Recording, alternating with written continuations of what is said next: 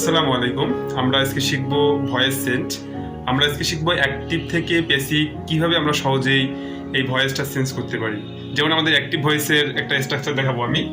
যেমন অ্যাক্টিভ ভয়েসের একটা স্ট্রাকচার হতে পারে এটা, যে একটা সাবজেক্ট থাকতে পারে, তারপরে ভার্ব ওয়ান, তারপর অবজেক্ট। যেমন আমরা একটা উদাহরণ দিতে পারি অ্যাক্টিভ ভয়েসের, যে উদাহরণটা হচ্ছে আমি টিভি দেখি। I watch the TV. আমরা এই সেন্টেন্সটাকে আমরা প্যাসিভ করব। তাহলে আমরা প্যাসিভের একটা স্ট্রাকচার দিব। এই স্ট্রাকচার আমরা দিতে পারি সাবজেক্ট যোগ প্রয়োজন অনুযায়ী ভার্ব অথবা ইজ, এম, আর, যে কোনো একটা প্রয়োজন অনুযায়ী ভার্ব বসাবো আমরা। তারপরে ভার্বের থ্রি ফর্ম, তারপর বসাবো আমরা বাই, তারপরে আমরা বসাবো অবজেক্ট। আমরা এই সেন্টেন্সটাকে আমরা এখানে প্যাসিভ করব। যেমন এই অ্যাক্টিভ সেন্টেন্স, এটা হচ্ছে সাবজেক্ট, এটা হচ্ছে ভার্ব, আর এটা হচ্ছে অবজেক্ট।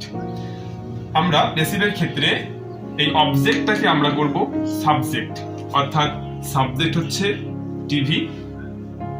প্রয়োজন অনুযায়ী টিভি যেহেতু সিঙ্গুলার, সেহেতু আমরা সিঙ্গুলার ভার্ব বসাবো ইজ, টিভি ইজ। তারপর ছিল ভার্ব থ্রি, আমাদের অ্যাক্টিভের ভার্ব ছিল ওয়াচ, তাহলে ওয়াচটাকে এই ওয়াচটার ভার্ব থ্রি ফর্ম আমরা এখানে বসাবো, তাহলে হবে ওয়াচ।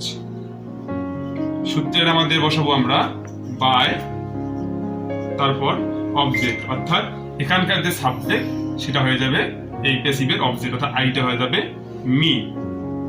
তাহলে আমাদের হলো TV is watched by me. তাহলে আমাদের এখানে অ্যাক্টিভ সেন্টেন্স ছিল আই ওয়াচ দ্য টিভি, এটাকে আমরা প্যাসিভে করলাম, অর্থাৎ অবজেক্টটা আমরা প্যাসিভের ক্ষেত্রে সাবজেক্টে নিয়ে এসেছি।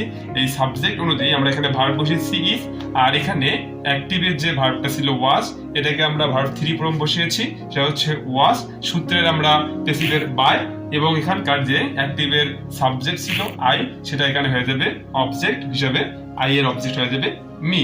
তাহলে আমরা সহজে অ্যাক্টিভ টু প্যাসিভ ভয়েস নির্ণয় করতে পারি।